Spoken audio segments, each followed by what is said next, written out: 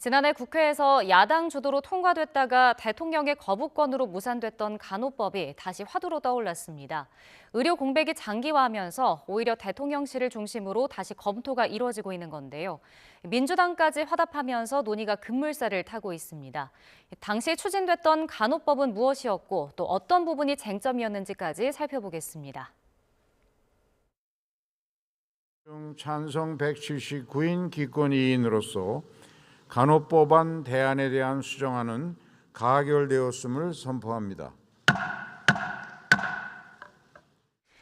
지난해 4월 말 이 간호법 제정안이 야당 주도로 국회 본회의 문턱을 넘어서면서 한때 전국이 떠들썩했죠.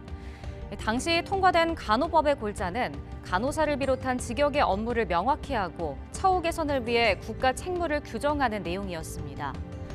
간호사들의 모호한 업무 범위 탓에 의사의 직무 영역인데도 일을 떠안게 되는 경우가 생기고 이 때문에 불법 진료 환경에 노출되는 상황이 부지기수였는데요. 특히 의료사고로 이어졌을 때 간호사들이 처벌받는 경우를 막아보자는 게 당시 법안의 배경이었습니다. 하지만 정작 이 법은 의료계 안에서 큰 불협화음을 낳았습니다. 먼저 의사단체는 1조 간호법 목적에 쓰인 모든 국민이 지역사회에 수준 높은 의료 혜택을 받도록 한다는 문구를 문제 삼으며 간호사 단독 개원 근거가 된다고 반발했습니다.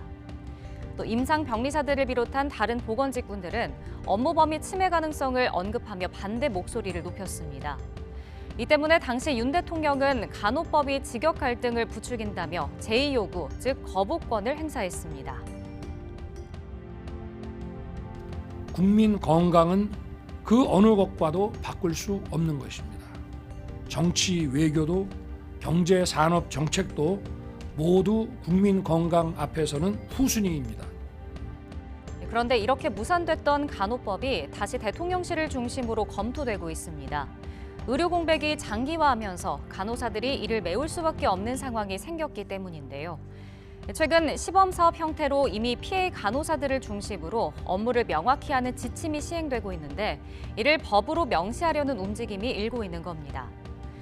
특히 이런 움직임에 대해 여당인 국민의힘은 물론 민주당도 찬성하는 입장이라 법안이 궤도에 오르면 급물살을 탈 것으로 보입니다. 하지만 지난번처럼 다시금 직역 간 갈등이 재현될 가능성도 있습니다. 대통령실은 일단 모든 가능성을 검토하겠다. 또 간호법이 될 수도 있고 의료법 개정 혹은 간호사법이 될 수도 있다며 신중한 태도를 보이고 있습니다만 의료 공백 사태가 장기화할수록 논의는 탄력을 받을 전망입니다.